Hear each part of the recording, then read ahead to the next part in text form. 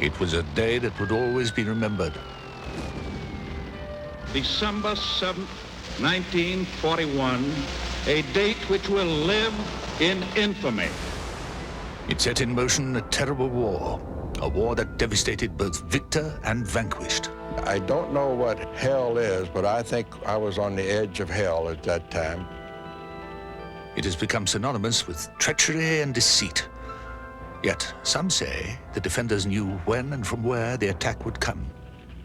Pearl Harbor.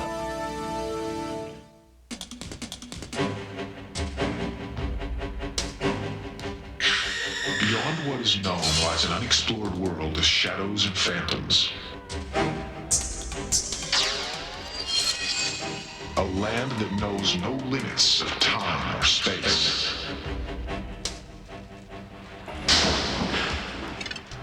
From the dawn of discovery to the nightfall of catastrophe. Journey to a universe of the unexplained, the unforeseen, the unbelievable. A place beyond reality where no question will go unanswered. A place where myth and legend are law, superstition a science. Travel to a world of secrets and mysteries.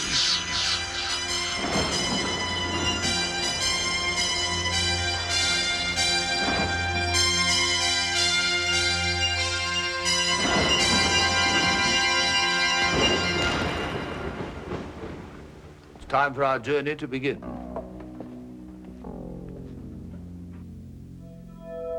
Today, it's a peaceful place, but only yesterday, blood stained these waters. Pearl Harbor, Hawaii. A paradise defiled by violence.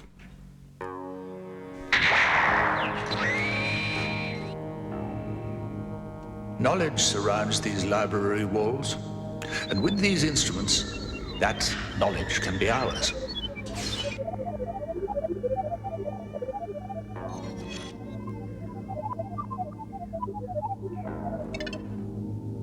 It was one of history's most notorious Sundays. At 7:53 on the morning of December 7th, 1941, the Naval Air Forces of Japan launched a brilliantly planned attack on the Pacific Fleet of the United States, berthed in Pearl Harbor.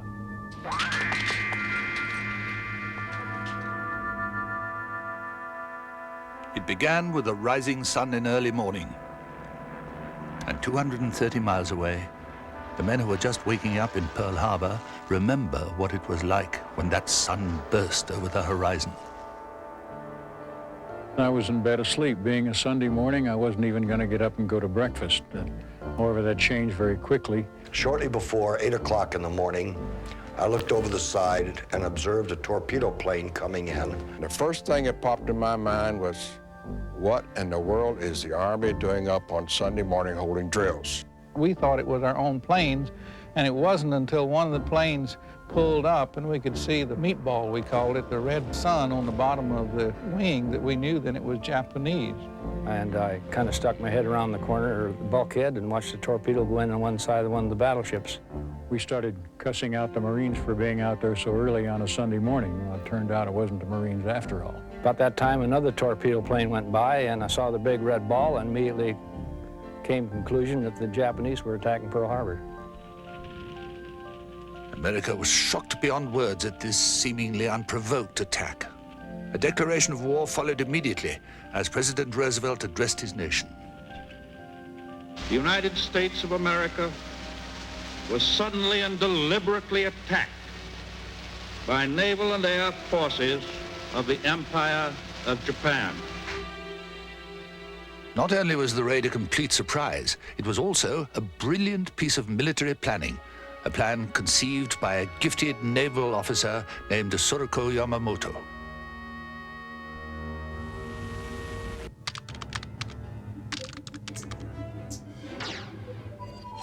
Yamamoto's plan was audacious and unprecedented. Under a cloak of secrecy, a huge task force was to proceed from northern Japan to a point north of Hawaii. 6 aircraft carriers were to transport the elite naval air forces, along with 28 submarines. some that were to penetrate the harbor itself. In the early morning, immediately after the Japanese declaration of war, 2 waves of attack planes were to engage the American defenders. That declaration of war was tragically delayed, and Pearl Harbor became history's most notorious sneak attack. The bombs began to fall at 7:55 a.m. I don't know how hell would be, but I think I was in the middle of it. I was watching this one airplane that was in my check sights, and it started to smoke and started to fall out of the sky. Well, it took us about 10 minutes, I would say, before we actually got a round of anti-aircraft gunfire back at those strafing aircraft. While I was behind that gun and feeling that I was being shot at and I was shooting at someone else, I knew then that I was not where God wanted me to be at the time. My fear was that right next to our hangar was a high explosive magazine, and if that thing was hit, I knew we'd be gone. About 15 minutes after we saw another bomb come down, like the size of a freight train, and that bomb hit the USS Arizona.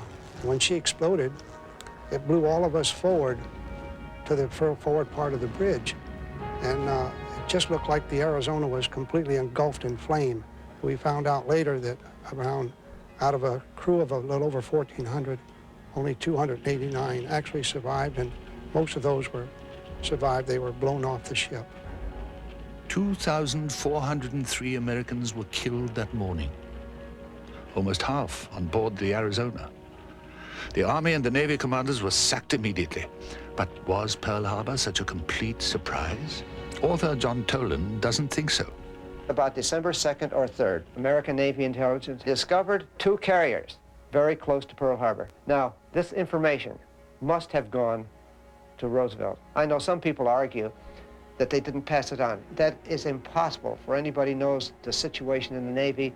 They would not have dared to do it, and it would have been a dishonor not to tell the president. Ever since that day of infamy, these rumors have persisted. Could such an incredible plot have existed? There's evidence to suggest that it did. The roar of battle has ceased. The Second World War is history. Recently, information has come to light that tells a very different story from the one recorded in most history books. And these startling facts require closer examination. The attack on Pearl Harbor didn't take the defenders completely by surprise. 2 Army privates manning a Hawaiian radar station detected the airborne armada at 6:45, a full hour before the first bombs fell. Twice they informed their commanding officers, but they were told not to worry. At 7:39, the planes abruptly vanished behind a mountaintop and the radar was promptly switched off. The 2 privates went to breakfast, a meal interrupted by the falling of bombs.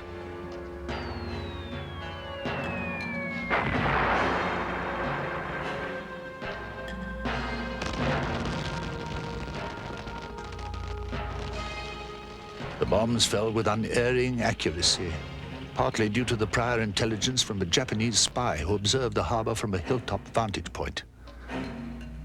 This spy, Takeya Yashikura, hid his identity by working at the Japanese consulate in Honolulu. He was immediately arrested after the attack, but his legacy remained in the smoking wreckage of the shattered USS Arizona.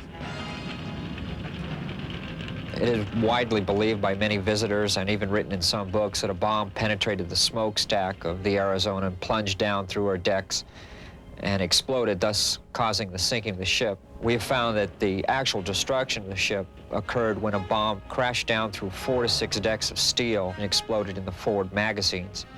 In that area, 1,800,000 pounds of ammunition was stored. A chain reaction explosion ripped the ship apart. It was said that she lifted out of the water, broke in 2 near the bow, and foundered in 9 minutes. Those bombs that arrived with the Japanese attack force came by a different path than popularly believed at the time, and this route is still widely misinterpreted. One of the enduring legends here at Pearl Harbor, in particular the story of the attack, concerns itself with the Kolikoli Pass. tour guides, sometimes unscrupulously, will take visitors to Hawaii out to this area and show them how the planes flew through the pass to attack Pearl Harbor. But actual examination of the evidence found that the Kolikoli Pass story just doesn't fit in with the historical documents that the Japanese put together just after the attack. These historical misconceptions pale before the shocking charges that the attack on Pearl Harbor was known in advance by the American president. One of the growing controversies that we deal with here is revisionist history, in particular the question of, did Roosevelt know? Did Washington allow this to happen? Could the American government have known about the attack? Was America warned in advance? If so, why was nothing done? In the first week of December 1941, as the Japanese fleet neared the Hawaiian coast, their radio signals were detected and reported by a member of naval intelligence working in San Francisco. It was on the 6th of December that my tracking indicated that the fleet appeared to be 500 miles north of Oahu. I certainly never expected that they, at the time, would do anything with the information that I had, but pass it through to Roosevelt. That information went to the head of the captain in charge of the Naval District in San Francisco. He, in turn, told Seaman Z and these other people in this office that he had sent the message and transmitted it privately on a phone to Franklin Roosevelt. Would the president risk his nation's security and risk crippling his Pacific Fleet? The answer, once again, can be found in history if one knows where to look. In 1941, the world was caught in the grip of barbarism. Franklin Roosevelt felt that war with Nazi Germany was a necessity, war with Japan an inevitability. But few believed that Roosevelt would deliberately risk the lives of his countrymen, no matter what the cause. There will be people that think that Franklin Roosevelt sat in the White House and had advance notice and allowed the Japanese to attack the Pacific Fleet. In nearly 20 years of research, I have never found a single shred of evidence that would indicate that. The dispatches that were forwarded to Roosevelt said, show this to the president, but there's no initials on it. And there's still some indications that someone, perhaps in the United States Navy Office of Naval Operations, withheld this and did not let the president see this. If you say that Franklin Roosevelt knew the Japanese were going to attack and he allowed our Pacific Fleet, a good part of it, to be sunk and over 2,000 men to be killed, you would have to think him the worst traitor in history. The information was there. The question is, did it go to Roosevelt or was it bottled up in the Navy Department? No evidence exists to prove that Roosevelt knew of the attack in advance. But World War II had begun, and America was dedicated to the destruction of the Japanese Empire.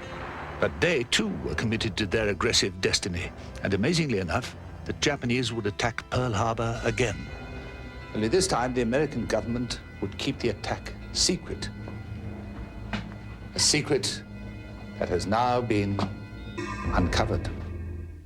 In the months after the Pearl Harbor attack, Hawaii bristled with defenses. America would not be surprised again. But on March 4th, 1942, the Japanese returned to Hawaii, only this time, luck was with the defenders. In a bold attempt, the Japanese sent a huge flying boat called an Emily back to bomb Pearl Harbor. It arrived to find its target obscured by clouds. Changing direction, it dropped a load of bombs near Honolulu on the side of this mountain called Mount Tantalus, where they exploded harmlessly. As the bombs were falling, back in Washington, congressional inquiries were being held to find out what had happened on December 7th. And the admiral in charge of Pearl Harbor, Husband Kimball, argued to the day of his death that he was not to blame. I cannot understand now. I have never understood.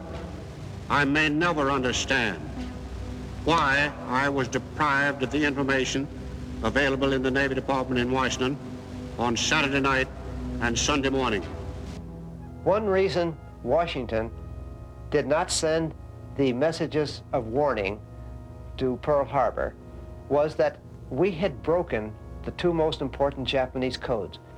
The excuse was that if we sent these messages to Hawaii, it would indicate to the Japanese that their code had been broken. Even the Japanese diplomats in Washington were kept in the dark about their country's impending attack. And they were as shocked as Admiral Kimmel when the bombs began to fall. The Pacific Fleet deserved a fighting chance. It was entitled to receive from the Navy Department the best information available. Such information had been urgently requested. This information was not supplied to me prior to the attack. If this investigation succeeds in preserving for the future the pertinent facts about Pearl Harbor, I shall be content. History, with the perspective of the long tomorrow, will enter the final directive in my case. I am confident of that verdict. There are lessons to be learned from the last global war, lessons that cost millions of lives. Many of the American dead from this terrible war are buried here in a cemetery innocently called the Punch Bowl. And, though not forgotten, some of the dead remain unknown. They lie here, near the place where America's war began. There's one serious lesson out of World War II, I think, in that the American fleet at Pearl Harbor that was supposed to be a deterrent to attack on the United States, and in the end wound up as attracting the attack and being at least the immediate cause for it. I think there was an idea in America that we could defeat Japan in 6 months. We learned better. It was a tragedy on both sides. The attack itself took 10.5 months to plan. It took 2 hours for it to unfold here at Pearl Harbor, and it's taken over 46 years to understand. There will always be the theory that appeasement would have carried the day with Japan. I don't believe that. Hostility between Japan and America goes back to the turn of the century. One of the misconceptions that was common at the time, and maybe still is, I don't know, was that the Japanese had really enormous expansionist goals, that they were really after American territory. The reality of war still exists, though memorials are built to remind us not to repeat our past.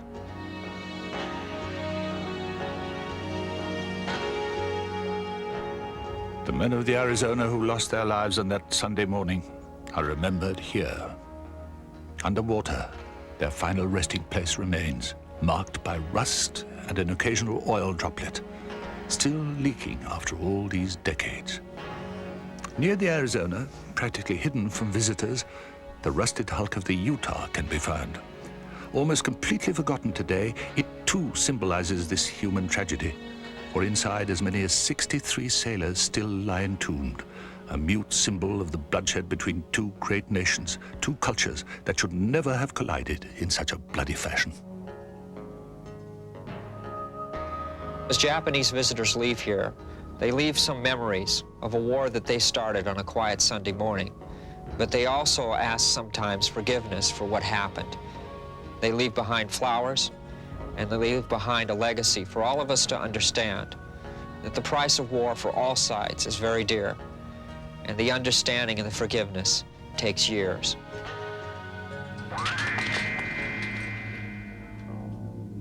Pearl Harbor was a tragedy, a case of the best in men being turned inside out.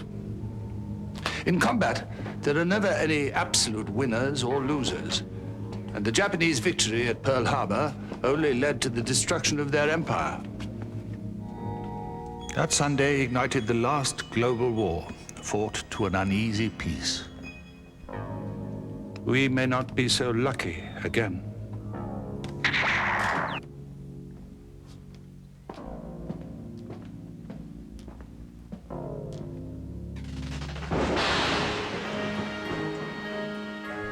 Secret Secrets and Mysteries presents information based in part on theories and opinions, some of which are controversial. The producer's purpose is not to validate any side of an issue, but through the use of actualities and dramatic recreation, relate a possible answer, but not the only answer, to this material.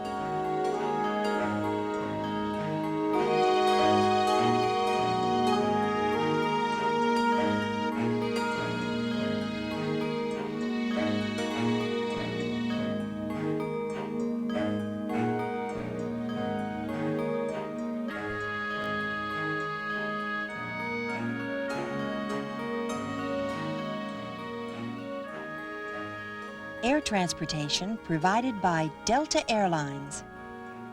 While in Hawaii on Oahu, the production staff of Secrets and Mysteries stayed at the Outrigger Reef Hotel on beautiful Waikiki.